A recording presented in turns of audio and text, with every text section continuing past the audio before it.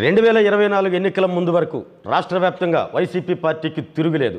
ఆ విధంగా ఉంది వైసీపీ పార్టీ పరిస్థితి. ఏదైతే 2024 ఎన్నికల తనంతరం ఘోర పరాభవంతో వైసీపీ పార్టీ పూర్తిగా అంధకారంలో ఇరుక్కుంది. అలాంటి వైసీపీ పార్టీని ప్రకాశం జిల్లాలో పూర్వపు వైభవం తీసుకొని రావడం కోసం వైసీపీ అధినేత జగన్మోహన్ రెడ్డి గారు జిల్లాలో సరికొత్త టీమును ఎంపిక చేశారు. జిల్లా అధ్యక్షుడు, అదేవిధంగా పార్లమెంట్ ఇన్ఛార్జ్, దాంతోపాటు ఒంగోలు సమన్వయకర్త, ప్రస్తుతం మనం ఒంగోలు సమన్వయకర్త చుండూరు రవి గారి దగ్గర ఉన్నాం. ఒక్కసారి ఒంగోలు నియోజకవర్గంలో వైసీపీ పార్టీ పరిస్థితి ఎలా ఉంది, అదేవిధంగా జిల్లాలో వైసీపీ పార్టీ పరిస్థితి ఎలా ఉంది, ఆయనతో మనం మాట్లాడే ప్రయత్నం చేద్దాం. సార్ నమస్తే. First of all, YCP party Ongole నియోజకవర్గానికి సమన్వయకర్తగా బాధ్యతలు తీసుకున్నారు ఇటీవలే ఒక 3 days బ్యాక్. బాధ్యతలు ఇచ్చిన రోజు మీ అధినేత జగన్మోహన్ రెడ్డి మీకు చెప్పినటువంటి దిశానిర్దేశం ఏంటి? పార్టీని బలోపేతం చేయడం కోసం ఇక్కడ వచ్చిన గ్యాప్ని ఫిల్ చేసి అందరిని ఏకతాటి మీద నడపమని ఆదేశించారు. అదొక బాధ్యతగా తీసుకొని నేను ముందుకొచ్చాను. 20 సంవత్సరాలుగా అటు కాంగ్రెస్ పార్టీ కానీ వైసీపీ పార్టీలో కానీ జిల్లా, అదేవిధంగా ఒంగోలు నియోజకవర్గంలో బాలినేని వాసు కింగ్లా మెయింటైన్ చేశాడు. అట్లాంటి బాలినేని వాసు ప్రస్తుతం ఒంగోలు నియోజకవర్గంలో వైసీపీ పార్టీని వీడి జనసేన గూటికి వెళ్ళిపోయి ఉన్నాడు. అట్లాంటి నియోజకవర్గంలో మీరు ఇప్పుడు ఇన్ఛార్జిగా బాధ్యతలు తీసుకుంటున్నారు. ఎట్లా సమన్వయం చేసుకోవాలని మీ ప్రణాళిక? ఒంగోలు నియోజకవర్గం బాలినేని వాసు అనుచరులు మొత్తాన్ని మీరు ఇప్పుడు వాళ్ళ మొత్తాన్ని సమన్వయం చేసుకోవాలి పార్టీ బలోపేతం కోసం. ఎట్లా ప్రణాళిక రచించుకుంటున్నారు? కొంతమంది కార్పొరేటర్లు వాళ్ళ ఆర్థిక ఇబ్బందుల రీత్యా మొన్న ఎన్నికల్లో అవసరానికి మించి ఖర్చు పెట్టారు. అంటే నాయకత్వం ఖర్చు పెట్టించింది. తెలుగుదేశం పార్టీ పోటీగా రాకపోయినప్పటికీ మా పార్టీ వాళ్ళని తలకు మించి ఖర్చు పెట్టించేసరికి వాళ్ళ ఇబ్బందులు తట్టుకోలేక వాళ్ళ కార్పొరేటర్లు కొంతమంది వెళ్ళారు తప్ప పార్టీ క్యాడర్ ఎవరు చెక్కు చెదరలా. అందరూ పార్టీలో పనిచేసిన ప్రతి కార్యకర్త పార్టీలను కొనసాగుతున్నాడు. అందువల్ల అందరిని కలుపుకొని పోతాం. ప్రస్తుతం ఏదైతే వైసీపీ పార్టీ ఉందో, గతంలో అధికారంలో ఉన్నప్పుడు అడ్డగోలుగా వ్యవహరించి ఒంగోలు నియోజకవర్గంలోనే, మిగతా పక్కన పెట్టేస్తే మీరు ఇప్పుడు ప్రస్తుతం సమన్వయకర్తగా ఉన్న ఒంగోలు నియోజకవర్గంలో ఇటు టీడీపీ కానీ అటు జనసేన కానీ ఆ కార్యకర్తలని తీవ్రంగా వేధింపులకు గురి చేయడం, జైలు పాలు చేయడం జరిగింది. వాళ్ళు ఇప్పుడంతా ప్రస్తుత ఎమ్మెల్యే దగ్గర ఏదైతే కూటమి నేతలు అందరూ కలిసి, సార్ మమ్మల్ని ఈ విధంగా అడ్డగోలుగా చేసినారు వైసీపీ పార్టీ నేతలు, వారి మీద మీరు తప్పనిసరిగా చర్యలు తీసుకోవాలంటే ప్రతిరోజు వాళ్ళు ఎమ్మెల్యే కంప్లైంట్ ఇస్తూనే ఉన్నారు. ఇప్పుడు దాన్ని మీరు ఎట్లా ఫీల్ అవుతారు? అడ్డగోలుగా చేసింది ఎవరిదైనా తప్పే. ఎవరైనా అడ్డగోలుగా ప్రవర్తించిందంటే వాళ్ళు చర్యలు తీసుకోవచ్చు. వాళ్ళు అంటే తప్పులు మా వైపు ఉంటే వాళ్ళు చర్యలు తీసుకోవచ్చు. తప్పు లేకపోతే మేము వాళ్ళని ప్రొటెక్ట్ చేసుకుంటాం. న్యాయపరమైన కోర్టులను ఆశ్రయించో, లేకపోతే మేము రోడ్డుకి ఇచ్చో, పోలీస్ స్టేషన్ ఎదురు బైఠాయించైనా మేము కార్యకర్తలను కాపాడుకుంటాం. అన్లెస్ వాళ్ళు తప్పు లేకపోతే. తప్పుని మేము ప్రోత్సహించాల్సిన ఏ పార్టీ కూడా తప్పులు ప్రోత్సహిస్తుందో, దౌర్జన్యాలు ప్రోత్సహించదు. అట్నే ఈ భూ కబ్జాలు ఇట్లాంటివన్నీ మా పార్టీ ప్రోత్సహించిన వాళ్ళు కాదు. ఇదంతా సహజంగా అధికార పార్టీ కాడికి చుట్టూ చేరి ఈ తప్పు చేసే వ్యక్తులందరూ నాయకులను అడ్డం పెట్టుకొని తప్పులు చేస్తుంటారు. అటువంటి ఎవరు క్షమించాల్సిన అవసరం లేదు. గతంలో మీరు బాలినేని వాసు గారు వైసీపీలో ఉన్నప్పుడు వాసు గారికి మీకు మధ్యలో ఉన్న గ్యాప్ ఉందా? మీరు వైవి సుబ్బారెడ్డి ప్రధాన అనుచరుడు అంట కదా? అనుకుంటే అనుకోవచ్చు, కానీ వైవి సుబ్బారెడ్డి గారైనా వాసు గారైనా ఆనాడు వైఎస్ఆర్ పార్టీ నాయకులే. నేను ఇద్దరితో బాగానే ఉన్నాను. ఎవరన్నా అనుకునే వాటికి నేనేం చేస్తాను? జగన్మోహన్ రెడ్డి గారి నాయకత్వంలో నేను పనిచేస్తున్నాను.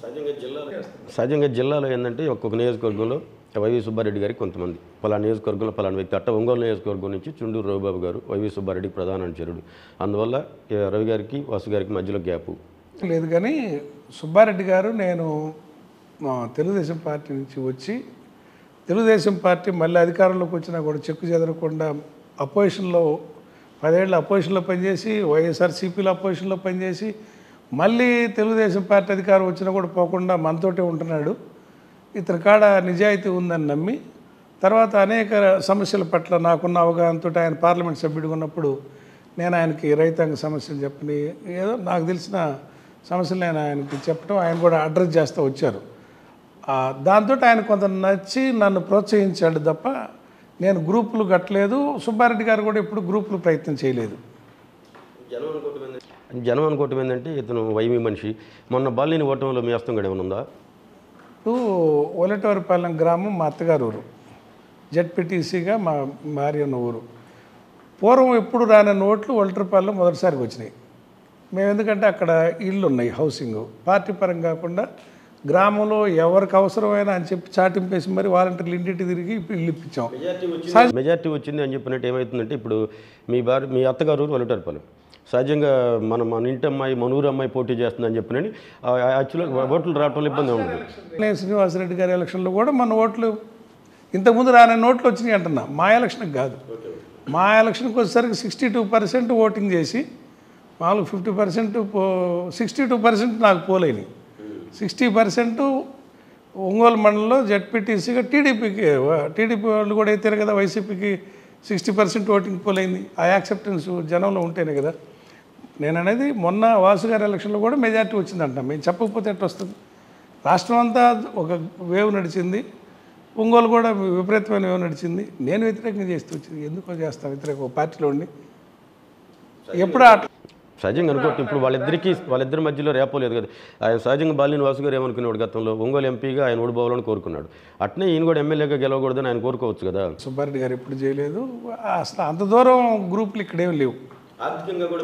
ఆర్థికంగా కూడా మీకు బాగా ఉపయోగపడ్డాడు అంట కదా వైవి సుబ్బారెడ్డి గారు. తెలియదు ఏ విధంగానో, ఎవరికన్నా ప్రజలు తెలిసి. తిరుమలకి బియ్యం మీరే సప్లై చేసేవాళ్ళు అంట కదా. ఎవరో ఈ మధ్య అడిగితే చెప్పా, మా ఇలవేల్పు వెంకటేశ్వర స్వామి ఒక్క గింజ నేను దేవుడికి ఇచ్చున్నా, మీరు రుజువు చేస్తే నేను మీరు సమాజం ఏ శిక్ష ఇస్తే ఆ శిక్షకి నేను నిలబడతా. ఇది చేసిన తప్పు కాదు, దానికి ఒక టెండరు, దానికి ఒక ప్రాసెస్ ఉంటుంది. టెండర్ వేసి చేయొచ్చు. నేను అసలు వెంకటేశ్వర స్వామితో వ్యాపారం చేయాలన్న ఆలోచన నాకు లేదు, నేను చేయలేదు. ఆయనకి నాకున్న పరిచయం కొద్దీ ఎవరిని అడుగుతుంటే టీటీడీ దర్శనం లెటర్లు ఇప్పిస్తా వస్తే, ఓ రవి అడిగిన వాళ్ళకి అడిగినట్టు దర్శనం లెటర్లు ఇప్పిస్తారా అంటే వీళ్ళకేదో ఒక కాంట్రాక్ట్ ఉంది కావాలని అనవసరం భ్రమలు పడ్డారు తప్ప. ఆయన చైర్మన్ కదా, అక్కడ తిరుమల కాంట్రాక్ట్ ఈయనకి ఇప్పించారు, ఇక్కడి నుంచి బియ్యం పంపించారని. అది ఇప్పుడు మీరు చెప్తే అర్థమవుతుంది. తిరుపతి దేవస్థానానికి ఒక్క గింజ కూడా ఇవ్వలేదు, ప్రత్యక్షంగా కానీ పరోక్షంగా కానీ. అంటే ఇంకో పద్ధతి కూడా ఉంటుంది, పరోక్షంగా ఎవరి పేరు మీద టెండర్ వేసి వాళ్ళ ద్వారా సప్లై చేయడం అసలు ఎప్పుడు చేయలేదు. ఎక్కువగా స్వామివారికి డొనేషన్లు వస్తాయి. వెంకటేశ్వర స్వామివారికి ఎక్కువ మంది డొనేషన్ ఇస్తారు, లేదంటే బిడ్ వేసి పోటీలో తక్కువ రేట్లు వేస్తారు. ఆ తక్కువ రేట్లు వేసిన వాళ్ళకి నెల్లూరు జిల్లా సుళ్ళూరుపేట, నాయుడుపేట ఆ చుట్టుపక్కల వాళ్ళకి ఆ ట్రాన్స్పోర్ట్ గిట్టుబాటు అయింది తప్ప ఇంత దూరం నుంచి స్వామివారికి బియ్యం తోలితే ఎవరికి గిట్టుబాటు కాదు. ఇది తలుచుకుంటే ఫ్రీగా ఇట్టం తప్ప అది టెండర్లు వేసి చేసేది గిట్టుబాటు కాదు. ఆ పరం అసలు నేను చేయలేదు, నాకు ఆలోచన కూడా రాలా. ప్రస్తుతం మనం ప్రకాశం జిల్లా చూసుకుంటే ఇటు టీడీపీ కానీ అటు వైసీపీ పార్టీలో కానీ ఇప్పుడున్న ఎమ్మెల్యేలుగా అయితేనే లేదా ప్రతిపక్ష నాయకులు అయితేనే వీళ్ళందరికంటే ముందే మీరు రాజకీయాల్లోకి వచ్చారు. విద్యార్థి దశ నుంచే రాజకీయాల్లో ఉన్నారు. కానీ చుండూరు రావు గారు వీళ్ళందరిలో ఎందుకు ఎదగలేకపోయారు? ఎందుకు ఇంత లేట్ ప్రాసెస్ అయింది? ముక్కుసూటుకుంటాం, తర్వాత చిన్నప్పుడే కొద్దిగా అగ్రెసివ్గా యూత్ని గ్యాదర్ చేయటం, తెలుగుదేశం పార్టీకి గ్యాదర్ చేస్తా. అంటే నేను ఆ రోజుల్లో ఎన్టీ రామారావుని చూసి నేర్చుకున్న పాలిటిక్స్, ఫెయిర్ పాలిటిక్స్కి ఉండాలని, మనం బాగా ఆర్గనైజ్ చేస్తే ఆర్గనైజ్ స్కిల్స్ చూసి నాయకత్వం ఇస్తారని ఇట్లా అనుకొని పాజిటివ్ అప్రోచ్లో పోయా. అది ఆ రోజున్న నాయకులకి వీడు హెడ్ క్వార్టర్ లీడర్ కాకూడదని ఒక బిజినెస్ మ్యాన్ తీసుకొచ్చి చిల్లరకు అమ్ముకొని టికెట్ ఇచ్చుకున్నారు. నాయకుడు అయిన చంద్రబాబు నాయుడుకి తెలియాలి అది. చంద్రబాబు నాయుడు నన్ను పిలిచి ప్రోత్సహించి చేయమని, మళ్ళీ అయిపోయింది మళ్ళీ ఇంకోసారి బాధ్యత చెప్పి ఆయనకుండా నాయకుడికి ఉండాలి. నాయకుడికి లేదు అది. నాకే తెలియక ఫెయిర్ పాలిటిక్స్ అనుకొని మాప్ గ్యాదరింగ్ చేయటం, జనంలోకి యూత్లోకి ఎక్కువ పార్టీని తీసుకెళ్ళటం, యూత్ని గ్యాదర్ చేయటం, అట్లా చేస్తే పార్టీకి అండగా ఉంటామని అనుకున్న తప్ప ఈ కుళ్ళు రాజకీయాలు ఉంటాయని నాకు తెలియక నష్టపోయా. తర్వాత వైఎస్ఆర్ పార్టీలో కూడా వాసు గారే నన్ను ఆహ్వానించింది. అంటే తెలుగుదేశంలో బలంగా తిరుగుతున్నానని ఆయనే పలు పర్యాయాలు చాలామందిని ఇంటికి పంపించి అడుగుతూ ఉంటే నాకు అసలు ఇంట్రెస్ట్ పోయిందని అడిగితే అది ఇది అని చెప్పి ఏదో చెప్తా వచ్చితే, సరే వీళ్ళు ఇక్కడ నాకు అడ్డుకట్ట పెడుతున్నారు, వాళ్ళు ఆహ్వానిస్తున్నారు అని 1 సంవత్సరం పాటు నేను ఆలోచించుకున్నాకే నేను నిర్ణయం చేసుకున్నా. ఏదో మనల్ని ఆహ్వానిస్తున్న పార్టీ వైపు వెళ్ళటం మనకేదో మంచి జరుగుద్దేమో, ఇక్కడ ఎంత గౌరవం ఉంటుంది. ఇప్పుడు నేను వీళ్ళకి ఎంత పని చేసి కూడా నన్ను అడ్డంగా ఫీల్ అవుతున్నారని ఉద్దేశంతో నేను ఆహ్వానిస్తున్న పక్క పోతే మేలు జరుగుద్దేమో నన్ను ఎందుకో నా మనసు కనిపించి చేరాను. తర్వాత ఆయన కూడా ప్రోత్సహించింది ఏమీ లేదు నాకు తెలిసి. జెడ్పీటీసీ స్థాయి కాదు పార్టీ. ఆయన వాసు గారే అడిగాడు, మీ మిస్సెస్ని పెట్టు ఏదో వైస్ చైర్మన్ చేద్దాం అనేది అని చెప్పాడు. చెప్తే నేను ఇంట్లో ఆమెకి ఇంట్రెస్ట్ లేదు. నేను బ్రతిలాడి నేను ఇప్పుడు పెట్టకపోతే మీరన్నారు ఇందాక వైవి సుబ్బారెడ్డి వాసు ఇట్లా గ్రూపులు ఇట్లాంటి చర్చ ఏదో వస్తుందని లేకపోతే పార్టీ పట్ల వీళ్ళకి ఇంట్రెస్ట్ లేదేమో అనుకుంటారని నేను ఇంట్లో బతులాడుకొని మా ఇంటిలో ఆమెను రిక్వెస్ట్ చేసి పెట్టుకోవాల్సి వచ్చింది. బయటికి రాదామె. పార్టీ కోసమే నామినేషన్ వేయించి గెలిపించుకోవడం జరిగింది. పార్టీ కోసమే అది. ఇప్పుడు స్వయాన జగన్మోహన్ రెడ్డి గారికి దగ్గర బంధువు బాలినేని శ్రీనివాసులు రెడ్డి అలాంటి వ్యక్తి 20 సంవత్సరాల రాజకీయ చరిత్ర కలిగినటువంటి వ్యక్తే ఆ వైసీపీ పార్టీలో ఎమ్మెల్యేకపోయాడు. అట్లాంటి పార్టీలో ఇప్పుడు ప్రస్తుతం చుండూరు రవి గారు ఒంగోలు నియోజకవర్గం సమన్వయకర్తగా ఆయన బలిపశువుని చేయబోతున్నారు అని కొంతమంది అంటూ ఉన్నారు. ఎందుకంటే ఇది ప్రస్తుత ఎమ్మెల్యే ఇక్కడ ఎమ్మెల్యే కమ్మ సామాజిక వర్గానికి చెందిన నేత కాబట్టి అదే కమ్మ సామాజిక వర్గానికి చెందిన నేతను ఈ 4 సంవత్సరాలు బొమ్మలాగా నుంచోబెట్టి 2029 ఎన్నికల్లో మళ్ళీ వైవి సుబ్బారెడ్డి కొడుకునే ఎమ్మెల్యేగా పోటీ చేపిస్తారు. చుండూరు రవి గారిని మళ్ళీ బలిపి అవ్వబోతున్నారు అంటారు. ఇది వాస్తవేనంటారా? వైవి సుబ్బారెడ్డి గారు గురించి మీరు మాట్లాడుతున్నారు. నన్ను ప్రోత్సహించింది ఆయన. ఇక్కడ ఉండు రవి బాగుంటుందని ఆలోచించుకోండి అని చెప్పడం, జగన్మోహన్ రెడ్డి గారికి సజెస్ట్ చేయటం, తర్వాత ఆయన కూడా విచారించి పిలిచి బాధ్యత చెప్పారు. జగన్మోహన్ రెడ్డి గారు నమ్మిన వాళ్ళని ఎవరిని మోసం చేయటం నేను చూడలే. ఎవరిని మోసం చేసే మనిషి కాదు. ఒక మాట అనుకుంటే ఎంత కష్టమైనా నిలబడతాడు, నెత్తినేసుకుంటాడు. చంద్రబాబు నాయుడు లాగా ఆయిల్ రాసుకొని ఎప్పటికప్పుడు జారిపోయే మనిషి కాదు. ఏదైనా ఒక మాట చెప్పటం, స్కిప్ అవటం, మోహన్ చాటేయటం, ఇట్లాంటి లక్షణాలు జగన్మోహన్ రెడ్డి గారి దగ్గర నేను చూడలే. చాలా స్ట్రైట్గా ఉంటాడు. Do or yes or no స్పష్టంగా ఉంటుంది ప్రతి ప్రశ్నలో. నాకు తెలుసు. నన్ను ఆయన 19లో జగన్ సారే నన్ను అడిగాడు, ఇంట్రెస్ట్ ఉందా నువ్వు వేరే కాన్స్టిట్యున్సీకి అన్న, నేను నాన్ లోకల్ అవుతాను, నేను ఇంట్రెస్ట్ లేదన్నా అన్న. సరే రేపు సీట్లు పెరిగేప్పుడు నేను డెఫినెట్గా అకామిడేట్ చేసుకుంటాను రవి అని. అంటే నన్ను ఆయన పాజిటివ్గా చూస్తూ వచ్చాడు. ఎందుకు కష్టకాలంలో కూడా మనతోటి ఉన్నాడు. గట్టి మనిషినో ఏదైనా కానీ ఆయనకు ఒక మనిషిని ఒక రీడింగ్ ఉంటుంది కదా. నాకు ఆయన మీద నమ్మకం ఉంది. ఆయన కూడా నన్ను అట్లా ఆదరిస్తున్నాడు. నేను జగన్మోహన్ రెడ్డి గారి మీద విశ్వాసంతో నేను ఈ బాధ్యత తీసుకున్నాను. అంతేగాని పార్టీ మోసం చేయదు. వ్యాపారాలు ఒక పక్కన మరలా కేబుల్ రంగం ఇన్ని చేస్తా మరలా మీరు ఒంగోలు నియోజకవర్గం ప్రస్తుతం అధికారంలో కూడా లేరు. కార్యకర్తలకు అధికారంలో లేనప్పుడే మనం అండగా ఉండాలి.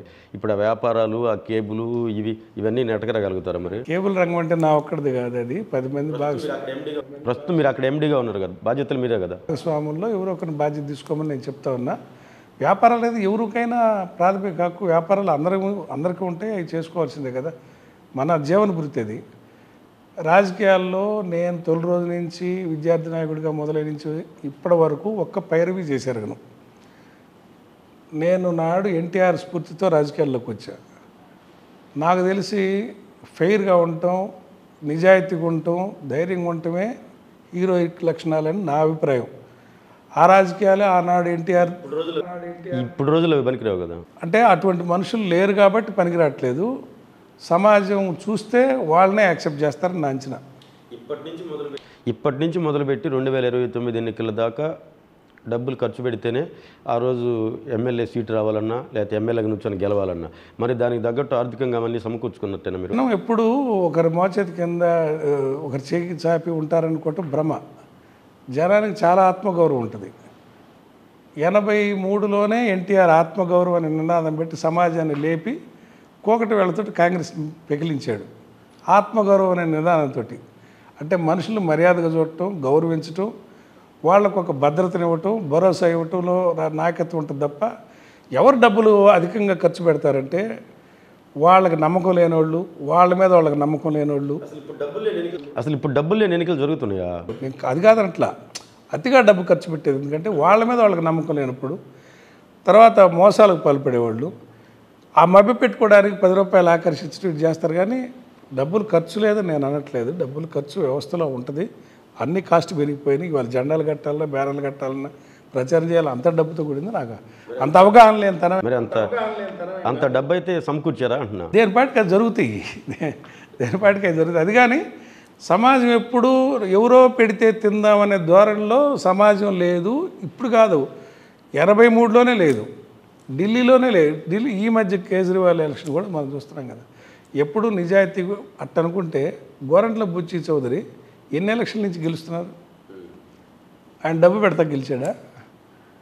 అంటే సొసైటీకి ఆయన ఆ నియోజకవర్గంలో ఉండే నాయకులు, ఇప్పుడు ఈయనైతేనే ప్రత్యర్థి నాయకులు అయితేనే వాళ్ళు ఆ విధంగా అలవాటు చేశారు ఆ నియోజకవర్గాన్ని. ఇప్పుడు మన నియోజకవర్గాలు అట్లేవు కదా. జనం లోకల్ డబ్బుల కోసం ఆశించేవాళ్ళు కాదు. వాళ్ళకి నిజాయితీ సర్వీస్ కావాలి. అది లేనోళ్ళే ఇట్లాంటి అడ్డదారులు దుక్కుతారు. వీళ్ళు ట్రై, మనం ప్రయత్నం చేద్దాం. మనం ఏందో అర్థం చేసుకుంటే అర్థం అవుద్ది. లేదా మన తగ్గట్టు జనం అర్థం చేసుకోవడం, లేదా జనం తగ్గట్టు మనం ఉంటాం, ఏదో ఒకటి జరగాలి కదా. చూద్దాం, లెట్స్ సీ. ప్రస్తుత కూటమి ప్రభుత్వ పాలన ఎట్లా ఉందని మీరు అనుకుంటున్నారు ఈ గడిచిన 5-6 నెలల నుంచి? కూటమి మీద చాలా ఎక్స్పెక్టేషన్స్ తోటి ప్రజలు ఓట్లేశారు. అమెరికా నుంచి, లండన్ నుంచి, ఆస్ట్రేలియా నుంచి, హైదరాబాద్ నుంచి, దేశవ్యాప్తంగా ఎక్కడెక్కడ ఉన్న వాళ్ళందరూ వచ్చి అంటే మాస్ మీడియా నమ్మి, కూటమి చేసిన దుష్ప్రచారాలు నమ్మి జగన్మోహన్ రెడ్డి గారి మీద ఒక వ్యతిరేక భావంతో ఏదో ఒక బయట నుంచి ఉన్న ఇక్కడున్న ఓటర్ల కంటే కూడా బయట రాష్ట్రాల్లో, బయట దేశాల్లో ఉన్న వ్యక్తులు ఎక్కువగా ప్రభావితమయ్యి ఏదో ఇక్కడేదో నష్టం జరిగిపోతుంది, ఏదో జరుగుతుందనే ఉద్దేశంతో వచ్చి అగ్రెసివ్గా పనిచేయటం, 10 మందిని ఇన్ఫ్లుయెన్స్ చేయటం, ఖర్చు పెట్టడం, ఇట్లా చేసి సరే వాళ్ళు గెలిచారు. ఈ ఎక్స్పెక్టేషన్స్ తగ్గట్టుగా ప్రభుత్వం లేదు. ఇప్పుడు ఒకరోజు ఏమన్నా అదాని 70,000 కోట్లు పెడతానన్నాడు రిలయన్స్ అని చెప్తారు. ఇంకో నెల రోజులు ఆగినాక 1,50,000 కోట్లు పెడతాన్నాడు అని చెప్తారు. ఒకరోజు 30,000 కోట్లతోటి ఏదో ఒక ప్రాజెక్ట్ వస్తుంది, అదే బీపీసీఎల్ ఏదో వస్తుందని చెప్తారు. దాన్నే మళ్ళీ ఇంకో 10 రోజులాగా 60,000 కోట్లని డబల్ చేసుకుంటారు. ఇవన్నీ పేపర్ల మీద ఎందుకు ఈ పిచ్చి ప్రచారం? మీ చేతిలో అధికారం ఉంది, నిజం చేస్తే జనం చూస్తారు కదా. రోజు అనవసర పైప్ క్రియేట్ చేసుకునే ప్రయత్నం ఎందుకు నాకు అర్థం కావట్లా. తర్వాత వచ్చిన కాడి నుంచి కూడా మేము గమనిస్తున్నాం కదా, ఎమ్మెల్యేలు పెద్ద దాంట్లో ఇన్వాల్వ్ అవుతున్నారు, అక్రమాల్లో ఇన్వాల్వ్ అవుతున్నారు తెలుస్తుంది. తర్వాత క్యాడర్లో కూడా కూటమిలో పనిచేసిన క్యాడర్ కూడా వాళ్ళందరూ తలపావల ఇన్వెస్ట్ చేశారు ఎన్నికల్లో.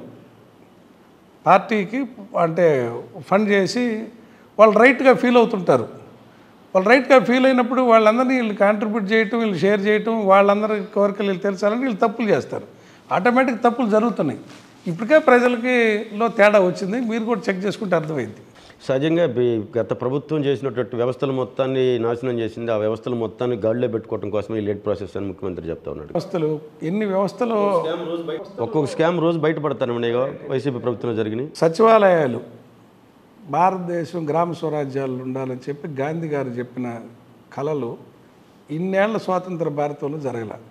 గ్రామ సచివాలయాలు పెట్టి మొదటి వ్యక్తి జగన్మోహన్ రెడ్డి గారు, ఒక ముఖ్యమంత్రి గారు. రైతు భరోసా కేంద్రాలు, క్రాపు ఒక పంట పండితే భద్రత లేదు, పంట పండితే ఎక్కువ పంట పండితేనేమన్నా దళారులు దోచుకునేవాళ్ళు, తక్కువ పంట పండితేనేమన్నా వర్షాలు కానీ తుఫాన్లు కానీ కొడితే ఇన్సూరెన్స్లు వచ్చాయి కాదు, ఎప్పుడో సంవత్సరం తర్వాత వచ్చాయి. వాటన్నిటికీ భద్రత కల్పిస్తా, ప్రభుత్వమే ఇన్సూర్ చేస్తా, ప్రతి ఎకరాన్ని ఆన్లైన్ చేసి డేటా వేసి ఒక భద్రత కల్పించింది. రైతు భరోసా కేంద్రాలు పెట్టి క్వాలిటీ ఇత్తనాలు, క్వాలిటీ ఎరువులు, క్వాలిటీ పురుగు మందులు, ఇన్ని భద్రతలు రైతుకు కల్పించింది జగన్మోహన్ రెడ్డి గారు. గ్రామ వ్యవస్థలో ప్రజా ఆరోగ్యం పట్ల హెల్త్ క్లినిక్లన్నీ గ్రామాన్ని ఓపెన్ చేసి హెల్త్ వాలంటీర్లు పెట్టి ఇంటింటికి తిప్పుతూ ప్రతి మనిషి ఆరోగ్యానికి కూడా ఒక భద్రత ఉండాలని చెప్పి డేటా కలెక్ట్ చేస్తూ ఇంత గ్రాస్ రూట్ లెవెల్లో ప్రభుత్వాన్ని తీసుకెళ్తే వ్యవస్థలు చెడిపోయినాయి. వ్యవస్థలో ఎలుకలు ఉంటాయి, పందికుక్కలు ఉంటాయి. ఎవరన్నా తప్పులు చేస్తే సమాజానికి దొరుకుతారు. అది కాదు కదా, చేసిన మంచి పనులన్నీ ఏమి చేయనట్టు ప్రచారం చేయటం తప్పు కదా. అవన్నీ ఇవాళ తెలియదు. ఇప్పుడు కూటమి ప్రభుత్వం వచ్చింది కదా, రేపు తెలుస్తాయి మేము చేసిన పని ఏందనేది. పెన్షన్ ఇంటింటికి తీసుకుపోయవటం, ఎవరికైనా మా పార్టీ కార్యకర్త సిఫారసు చేస్తే ఎవరికైనా పెన్షన్ ఇచ్చామా? గ్రామ వాలంటీర్ ఇంటింటికి తిరిగి ఎవరికి ఎలిజిబిలిటీ ఉంటే వాళ్ళకి పెన్షన్ ఇచ్చాడు, ఎవరికి ఎలిజిబిలిటీ ఉంటే వాళ్ళ ఇంటికి పట్టా ఇచ్చాడు, ఎవరికి ఎలిజిబిలిటీ ఉంటే వాళ్ళకి రావాల్సిన ప్రతి పథకంలో భాగస్వాములు చేశారు. అదే ఆడవాళ్ళకి ఇచ్చే డబ్బులు కానీ, అమ్మఒడి కానీ, ఇట్లా ప్రతి పథకాన్ని అది హక్కుగా ఏర్పాటు చేశాడు. ఒకవేళ ఆన్లైన్లో తప్పు జరిగితే మళ్ళీ మీరే ఆన్లైన్లో అప్లై చేసుకుంటాను ఒక నెంబర్ ఇచ్చి మరీ చేసిన సర్వీసు. ఇందుట్లో మా పార్టీ చేతి కింద మీరు బతకండి అని కానీ, మా పార్టీ కార్యకర్త చెప్తే చేస్తామని కానీ స్వార్థం లేకుండా చేసాడు కదా. ఇవన్నీ రేపు అర్థమవుతాయి. అంటే ఒక మంచి ఏందనేది ఒక చెడు చూసినాక ఒక మంచి అర్థమైంది. అందువల్ల ఎట్టి పరిస్థితుల్లో ప్రజలు ఇప్పటికే పొరపాటు పడ్డామా అని గ్రామాల్లో సన్నకారులో స్టార్ట్ అయింది. కాకపోతే వీళ్ళు ఎమోషనల్గా ఓటేసిన జనం పంటి బిగున నిన్నే కదా మనం ఓట్లు వేసిందని బయటపడి నాకు తెలుసు అందరి మనోభావాలు ఎట్లా ఉన్నాయి అన్నది వాళ్ళందరూ పంటి బిగున ఉన్నారు.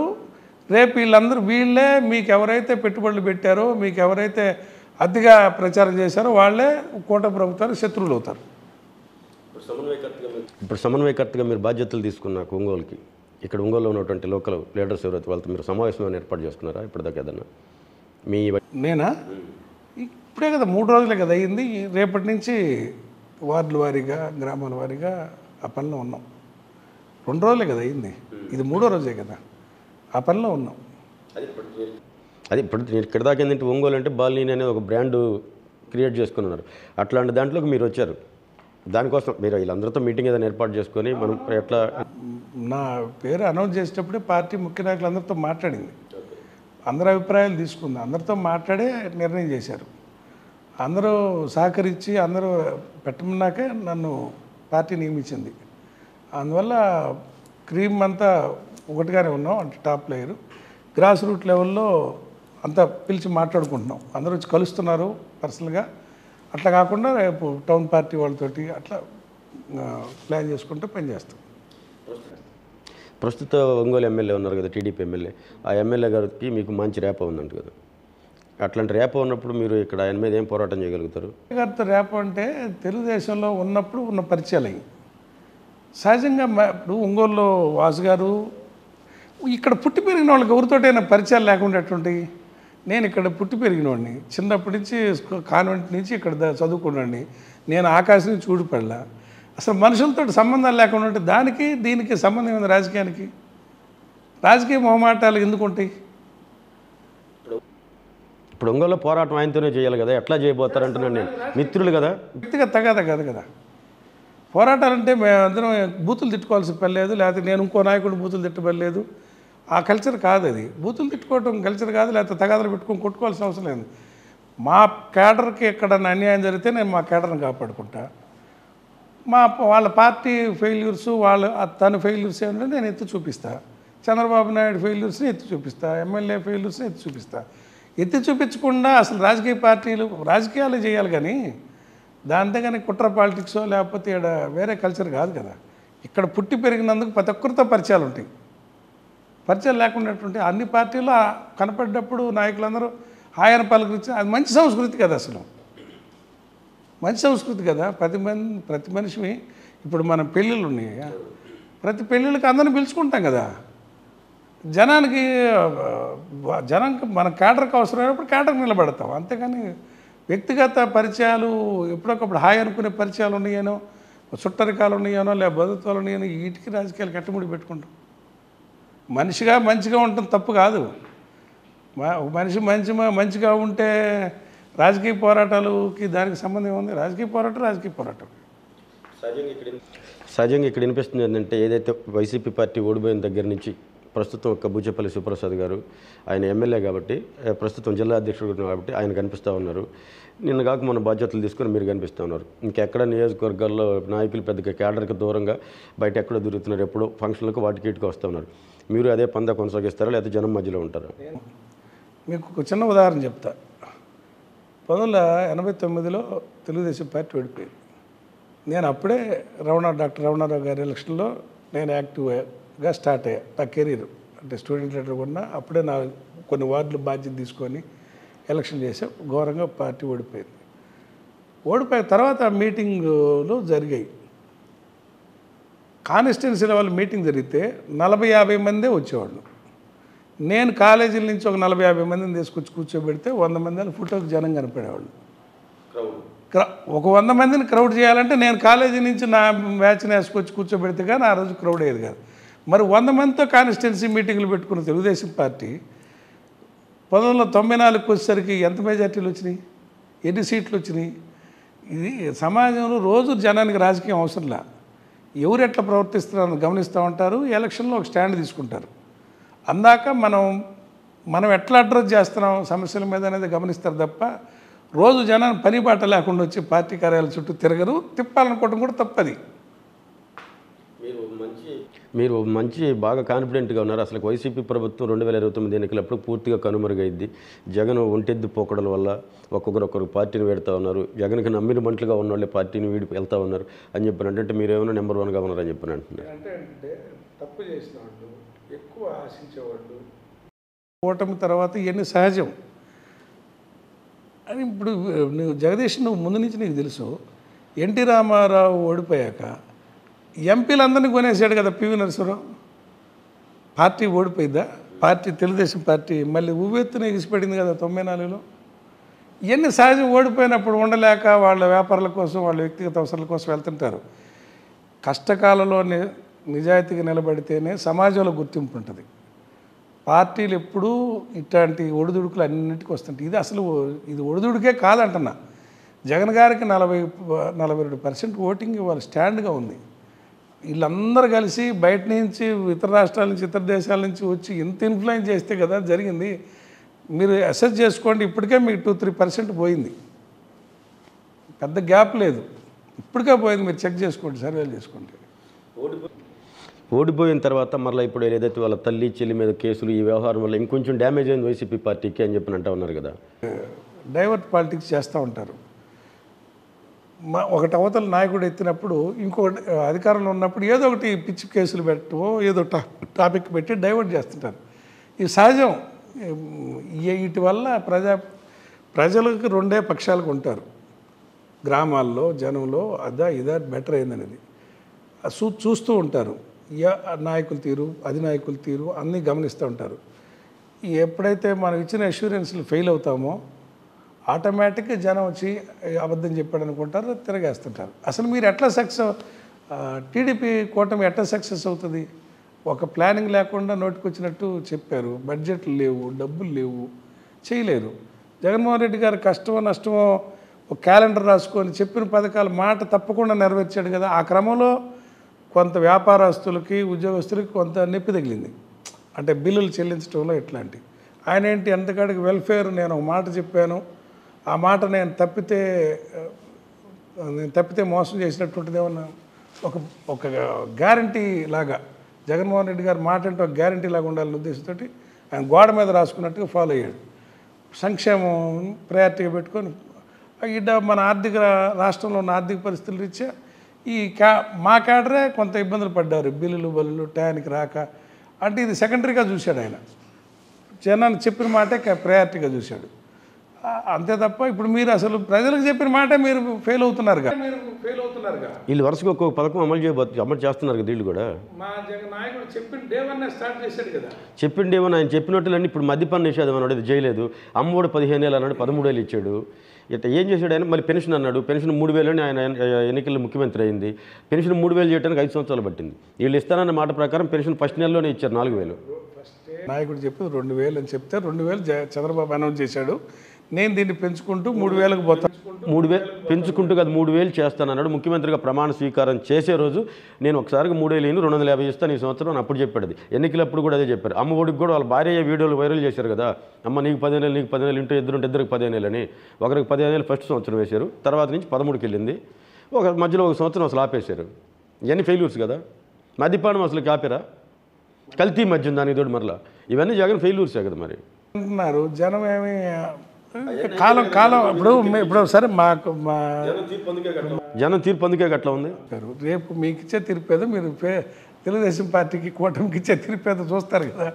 ఇప్పుడు మా మీద ఏదైనా మా క్యాడర్ ఏదైనా అసంతృప్తిగా మాట్లాడటానికి 3 సంవత్సరాలు టైం పట్టింది. కూటమి మీద మాట్లాడటానికి 3 నెలలు కూడా టైం పట్టల. ఇప్పుడు ప్రజల అంచనాలు చాలా ఎక్కువ ఉంటాయి. అవి ప్రభుత్వాలకు కొంచెం చేయడం కష్టతరంగా ఉంటుంది.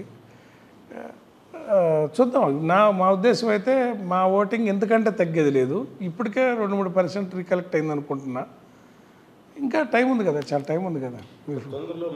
ఇంకా తొందరలో మనకి పంచాయతీ ఎన్నికలు, మున్సిపాలిటీ, ఎంపీటీసీ ఎన్నికలు జరగబోతా ఉన్నాయి కదా. వాటికి మీరంతా పోటీలో ఉంటారా కదా? పార్టీ ఆలోచించి నిర్ణయం చేస్తుంది వాటి విషయంలో. ఇప్పుడు ఏదైతే అధికారంలో లేము, వైసీపీ పార్టీ అధికారం కోల్పోయింది, రాష్ట్ర వ్యాప్తంగా అంధకారంలో ఉంది, 11 సీట్లకే పరిమితమైంది.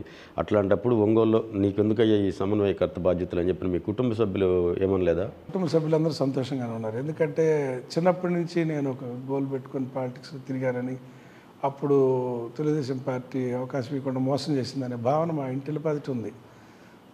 తర్వాత మా పేరెంట్స్ కూడా జగన్మోహన్ రెడ్డి గారంటే వాళ్ళకి ప్రేతమైన పిచ్చి. మా కుటుంబం అంతా అంటే పెంచుకున్నారు ఒక ఇష్టాన్ని.